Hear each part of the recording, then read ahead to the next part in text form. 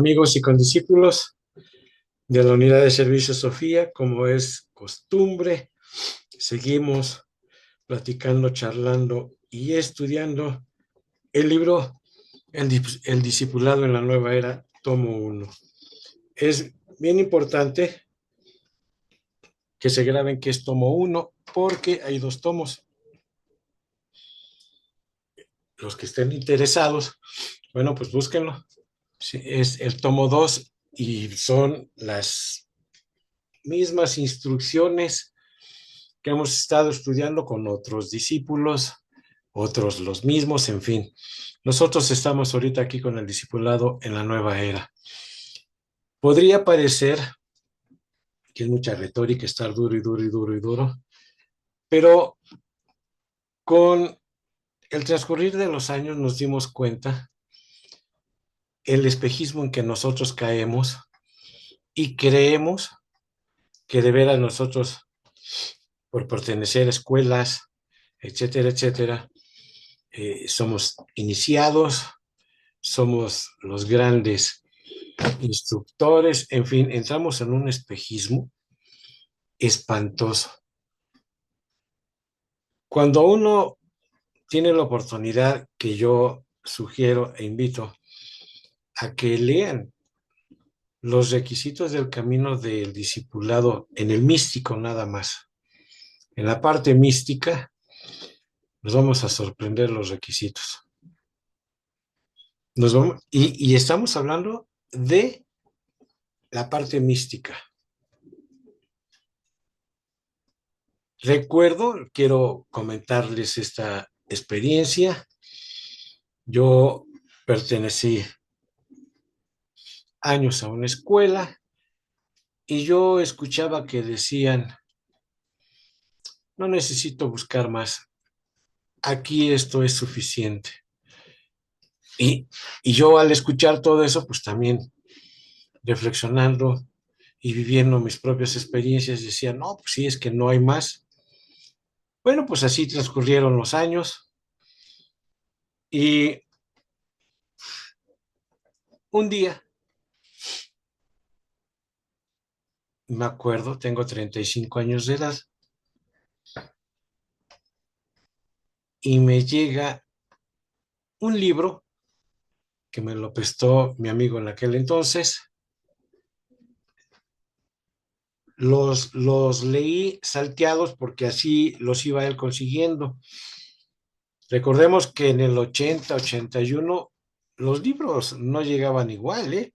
Era muy difícil conseguir libros aquí en México, traídos de editorial Quiero, de lo que ustedes quieran, o de España, donde fuera, era muy difícil conseguir libros. Entonces, honestamente, la piratería de los libros aquí surgió. Eso no fue cuestión de nosotros. Y esta persona compró el cuarto tomo de la doctrina secreta y me dijo, toma para que lo leas. Y entonces empiezo a leer esa parte de la teosofía, el cuarto tomo, y me quedé yo muy interesante y estresado porque dije, ¿cómo? Si yo había yo creído que en las escuelas donde estaba yo, eso era todo, y empecé a ver otro mundo. Tuve la oportunidad de leer y he tenido la oportunidad de releer la doctrina secreta. Y entonces mi perspectiva cambió muchísimo porque dije yo, "Uf, pues no, que no había otra cosa, entonces, ¿qué es esto?". Tuve la oportunidad también, no es para presumirles, pero quiero comentar esto. Y bueno, todos los libros que tuve la oportunidad de que me llegaran de la teosofía los leí, de todos los autores.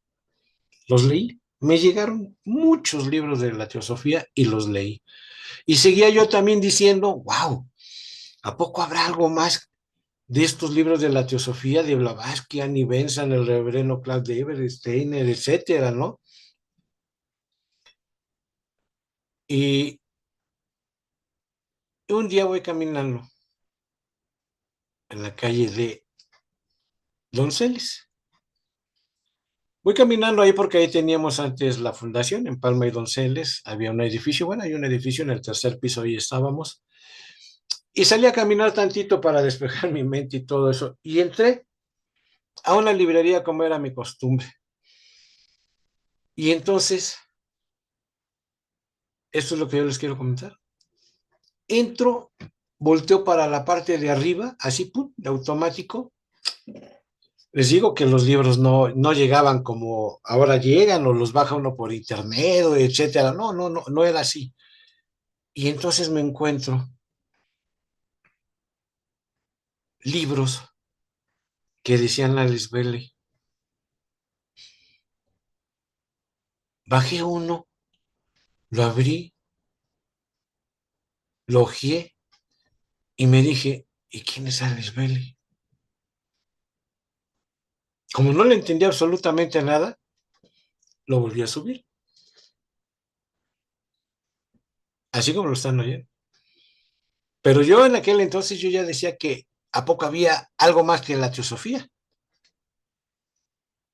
Cuando tuve la oportunidad de volver a ir a esa librería, y afortunadamente encontré el libro que había bajado yo en aquel entonces y empecé a leerlo.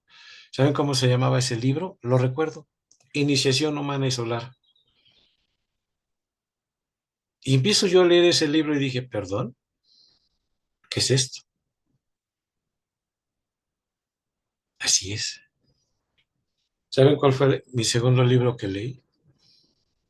Tratado sobre magia blanca, que una señora me lo regaló.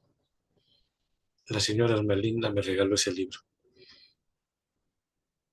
Fui, estábamos cerca de, no voy a hacer la publicidad, de un hospital ahí cerquita, y fui caminando a la Yug, vi el libro de Tratado sobre magia blanca y dije, wow, sí, aquí está otro libro. Llegué, le comenté a la señora, con sus escasos recursos, sacó el dinero y me dijo, ¿cuánto cuesta? Y le dije, no, es que cuesta tanto que no sé qué, sacó y me dio el dinero. Y fui y lo compré. ¿Qué es lo que les estoy diciendo? Que así es el caminar en el sendero. Pero como siempre les he dicho, de mi compañero, el primer día en Taekwondo, que ella quería hacer cinta negra, no podemos brincarnos nada. Lo más difícil que podemos nosotros entender y practicar es ser disciplinados. Aquí, en el camino del discipulado, si hemos estado observando y si han tenido la oportunidad de estar escribiendo en ese diario que sugirió el maestro y todo eso, aquí se quitan todas las medallas, que eso es lo más difícil que nosotros podamos imaginarnos. Estamos acostumbrados a reconocimientos, que nos den un reconocimiento, un título, un grado, lo que ustedes quieran, pero el camino de discipulado, uno de los requisitos dice que no hay que pedir nada para el yo separado. Hay que quitar a ese yo separado. Y nosotros estamos acostumbrados exactamente a todo lo contrario. Eso nos va a llevar, si ustedes creen que en 2 meses lo logramos, no es cierto. Tenemos esta vida, es que pasamos por alto muchísimas cosas. Miren,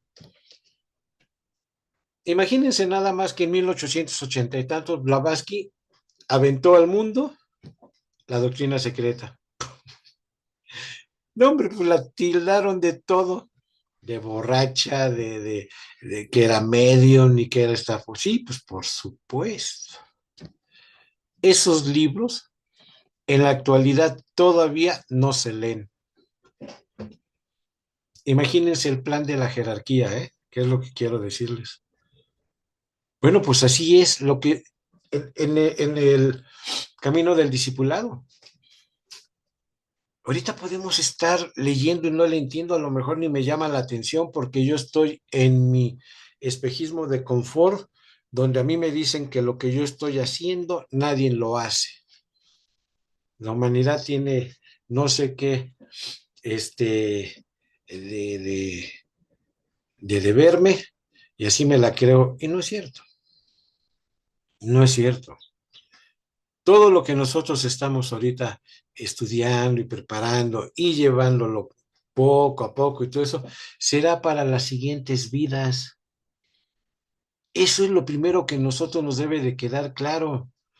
En las otras escuelas es como el taekwondo. Y digo el taekwondo porque fue el que yo practiqué. Hacemos el examen para el 10º cube, ya tengo mi cinta blanca y me voy así del 9 al 1. ¿Sí?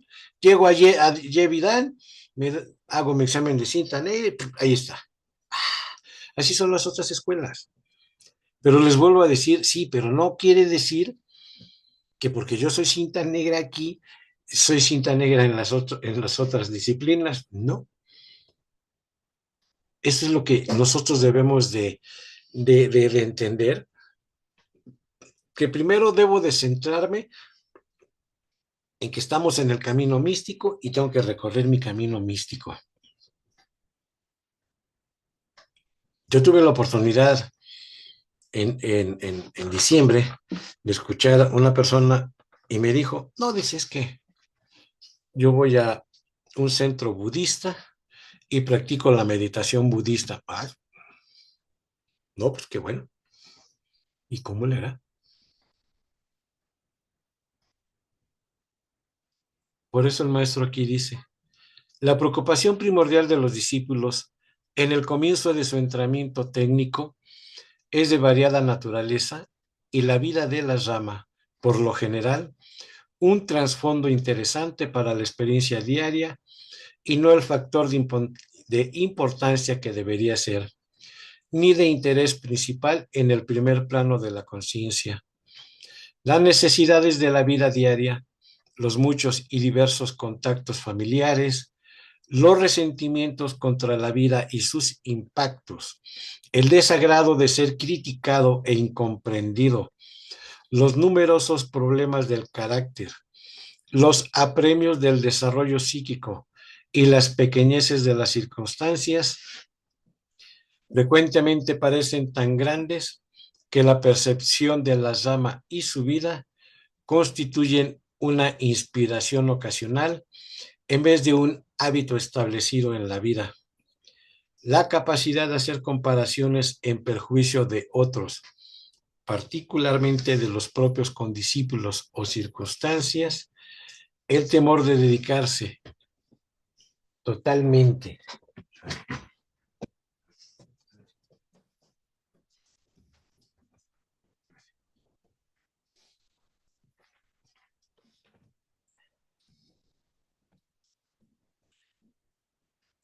y ponerse cuanto uno es y posee en la vida de la rama, los presagios respecto al futuro y una hueste de formas mentales, más la indebida atención a la vida cíclica del cuerpo físico, presentan al maestro un cuadro impresionante de las dificultades que debe enfrentar. La actitud del maestro es muy fácilmente olvidada por los discípulos por estar fundamentalmente interesados en sí mismos y en sus reacciones y problemas. Lo dice el maestro de la manera sencilla y tan hermosa. Nada más nos preocupamos de nosotros. Y quiero ser nada más, pero vivo sumergido en unos poderosos deseos y sufrimientos de la familia, de la renta, de la comida, del vestimento, que del título, que de... Uf. Y la vida de la rama es seriamente perjudicada. Como observarán los discípulos de una rama, se ocupan principalmente de los asuntos mundiales. Como grupo se han comprometido para el servicio mundial y como individuos están aprendiendo a trabajar de ese modo. Los pseudo discípulos, y lo dice el maestro, no yo, aquí dice, los pseudos discípulos deben diferenciar entre el efecto magnético y dinámico del grupo y el esfuerzo consciente que el grupo realiza bajo el deseo unido, dirigido por el maestro. para llegar a las mentes de quienes dirigen los asuntos y acontecimientos mundiales. Los acontecimientos externos son, hasta cierto punto, predecibles. Constituyen efectos precipitados de causas ocultas que subyacen profundamente en la subconsciencia de la humanidad y pueden ser observados y hasta cierto punto contrarrestados o estimulados por el poder grupal. Esta es una de las tareas principales de la jerarquía. Los maestros trabajan en la luz y en el reino de las causas. Los discípulos están implicados lógicamente por ahora en el mundo de los efectos y en consecuencia de la ilusión. Todo el estudio que recibe uno en los libros del maestro Dujal Kul nos enseña, para aquellos que tienen ojos para ver y oídos para escuchar, lo que dice aquí: tenemos que aprender a trabajar en las causas y no en el efecto. Eso me va a llevar a un problemón. Les voy a poner un ejemplo nada más de lo que trata de decir el maestro, cómo tenemos que ver muy diferente. Cuando yo estaba fuera, que iba a entrar a los reclusorios, pues hay visitas. Y bueno, pues mi vida es hablar y siempre he estado hablando. Y tenía yo muchas personas que también afuera tomábamos clases, aunque no lo quieran querer. Llevaba yo mis láminas y todo eso. Y antes de entrar, llegábamos a las 6 de la mañana y nos poníamos a estudiar. Eso fue hermoso, eso nadie se lo va a quitar a uno. Las personas iban de visita y estaban estudiando ahí, ¿y qué creen? Hasta recuerdo, no lo voy a decir el nombre, el director de la Escuela de Turismo del Politécnico llegaba a las 6 de la mañana para estudiar ahí con nosotros. Y así fueron muchos, muchos. Y entonces algo que yo platicaba mucho era exactamente esto. Los que están ahí adentro, estos seres humanos, hemos aprendido a ver la causa o el efecto, pero en los reclusorios, la causa es la persona o el móvil con que entraron ahí y les decía yo, no, no, no, no, no, no, no, no, no. Estamos aquí, sencillamente también nosotros. Este es el efecto, pero la causa, olvidamos que hay una ley del karma, ¿verdad? Olvidamos que hay una ley del karma y esa ley del karma es la que me lleva ahí. Donde yo tenga karma, ahí voy a estar. Esa es la ley de la gravedad. Jala. Y ahí es donde yo voy a estar. Las enfermedades, la que ustedes quieran, estoy acostumbrado a ver el efecto, pero no la causa. ¿Qué hice en otras vidas? No, pero ¿cómo quieres que yo me... No, no, no, no. Esto no es para ese tipo de personas que tienen esos cuestionamientos. Estamos hablando de el camino al discipulado, cómo tenemos que ver muy, pero muy diferente. Entonces, tenemos que aprender a estudiar la causa y no estar en los efectos. ¿Cuántos pueden hacer este tipo de trabajo? No muchos, todavía. Los discípulos generalmente se ocupan más del deseo de ayudar que de las técnicas científicas para ayudar. Deben considerar el deseo de ayudar como algo lógico y luego olvidarlo.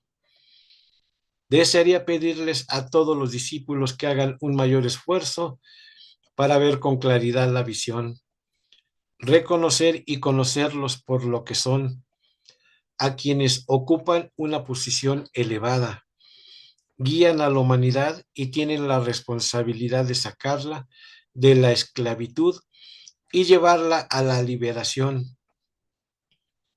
Ayúdenlos con amor, porque se hallan donde están debido al destino individual y a la guía de sus almas.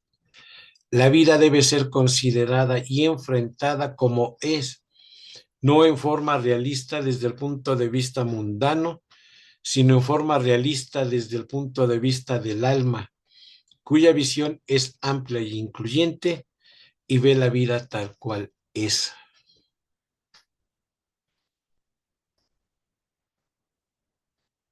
Pusimos una meditación de los jueves de la reaparición, de meditación reflexiva de la reaparición de Cristo, y ahí brevemente dice, olvidándome de las cosas del pasado, me dedicaré de nuevo a hacer todo para aquel que viene. Esto, por eso me gusta mucho esa parte que el maestro siempre pone, reflexionen sobre esto. Tenemos que reflexionar y reflexionar. Estoy tan dedicado yo a que quiero yo, según con mi espejismo, hacer algo y en lugar de unirme con aquellos que tienen una poca más visión y todo eso y los medios para poder hacerlo, no, no lo hago, no me uno. Eso es terrible. Esa gran separatividad hace muchísimo daño. Me peleo porque si yo estoy en esta escuela, que ella es la mala y esta es la mala y esto, la religión es esto y no sé qué, y que no sé qué, y mil cosas me peleo. Fuimos bombardeados por un espejismo de odio espantoso y nada más provocó una separatividad. ¿Cómo vamos a combatir eso? Pues como dice aquí, en forma realista desde el punto de vista del alma, cuya visión es amplia e incluyente y ve la vida tal y cual es.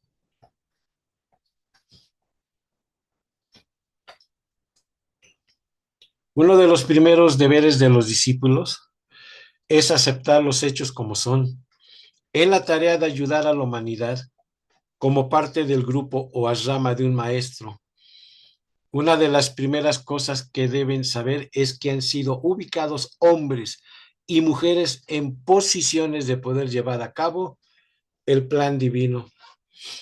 Esto debe hacerse sin críticas, evitando el constante reconocimiento de sus limitaciones, comprendiendo sus problemas, percibiendo el llamado de estas almas a las que ustedes y enviándoles una constante corriente de comprensión amorosa.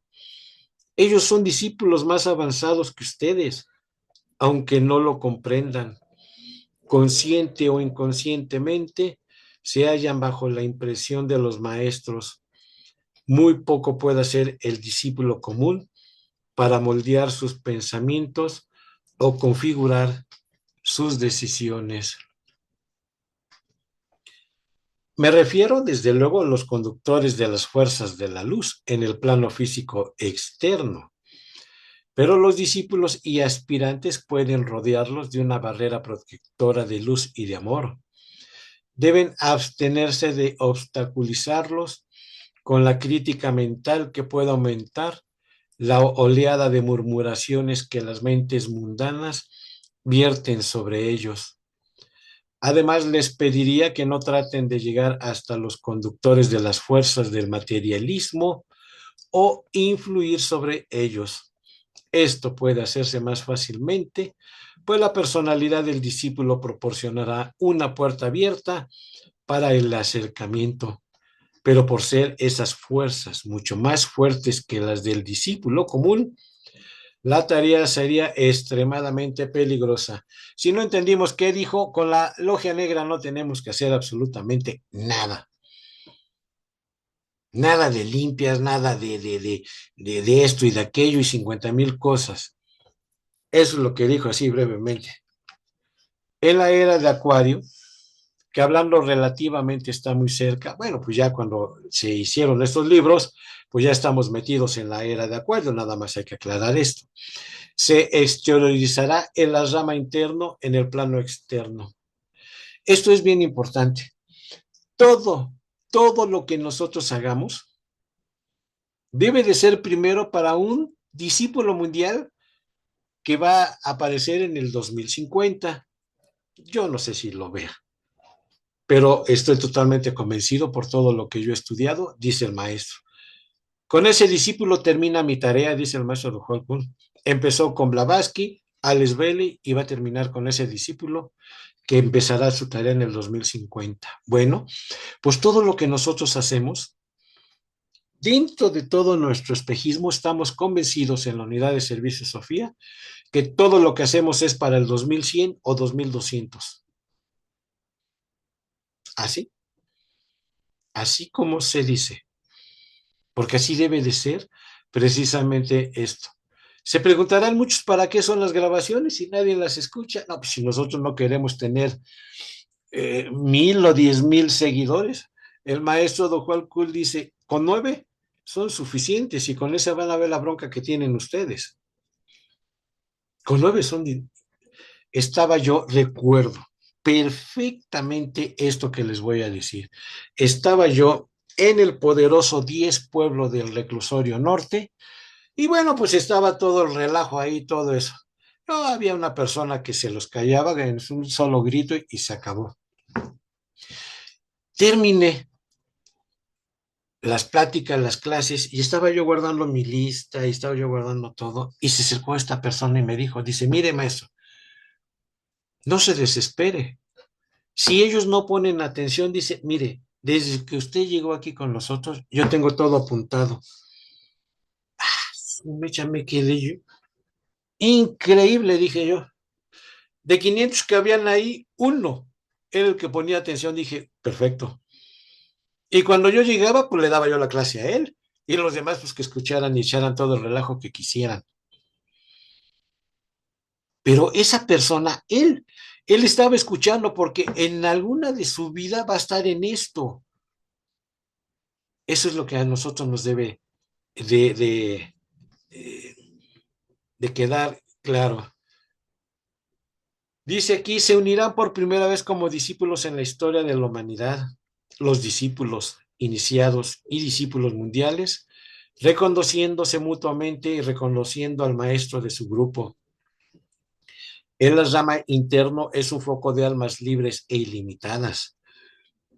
El Rama externo, de acuerdo al futuro experimento acuariano, estará compuesto de un foco de personalidades y de almas. Por lo tanto, habrá limitaciones. La responsabilidad requerirá un reconocimiento consciente, pero habrá lógicamente una lenta y necesaria disminución de la acción y de la percepción en el mundo externo del espacio-tiempo.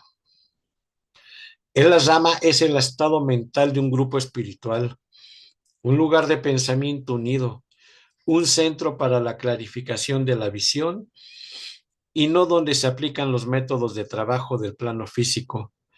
A medida que los discípulos aprenden a integrarse en la rama de un maestro, descubren ante todo que deben establecer una armonía básica entre ellos y sus discípulos y reforzar el contacto entre sus propias almas. El grupo asrámico y el maestro entonces aprenden a comprender por medio de la discusión y el experimento la naturaleza de las energías que tratan de expresarse en el mundo y la naturaleza de las fuerzas que deben ser reducidas a la impotencia para que las nuevas energías entrantes sean eficaces y produzcan los cambios deseados de acuerdo al plan. La principal tarea de un maestro en las primeras etapas del entrenamiento de su discípulo es dar término al periodo de intensa preocupación en sí mismo, en su servicio, en sus reacciones al maestro o en la promesa de un contacto futuro con él, en sus propias ideas acerca del discipulado y en sus interpretaciones personales de la verdad. El maestro toma un grupo de personas que poseen ideas fijas, las cuales están plenamente seguras que sus ideas son correctas por ser las mejores y más elevadas que han podido captar hasta la fecha. Y están convencidas que llegaron a una etapa en que registraron ciertos valores y conceptos espirituales. Desarrollaron sus propias formulaciones de la verdad y demandaron ansiosamente dar el segundo paso. Por lo tanto, lo primero que él debe hacer es empleando una frase fuerte y quizás poco común, sacudirlas, darles un profundo sentido de inseguridad respecto a las fórmulas y símbolos de la mente concreta inferior y prepararlas para la recepción de nuevos y más elevados acercamientos a la verdad. Esto se obtiene con frecuencia forzándolas a poner en duda todas las conclusiones del pasado. Nosotros, discípulos e iniciados de todos los grados, tenemos que entrar en el lugar secreto de la iniciación con la sensación de ceguera o desorientación y con un sentimiento de absoluta indigencia. El discípulo debe tener presente que debe convertirse en un punto movible y por consiguiente en una línea, ascender a la jerarquía y asumir la correcta actitud espiritual, pero al mismo tiempo descender a lo que erróneamente considera la profundidad de las dificultades y las iniquidades humanas, si es necesario, conservando siempre la integridad espiritual, pero aprendiendo 3 lecciones importantes. La primera, el reconocimiento de que comparte todas las tendencias humanas, buenas y malas, y por eso puede prestar servicio. 2, el descubrimiento de lo que más desprecia y teme es lo más fuerte que hay en él, pero aún no lo reconoce.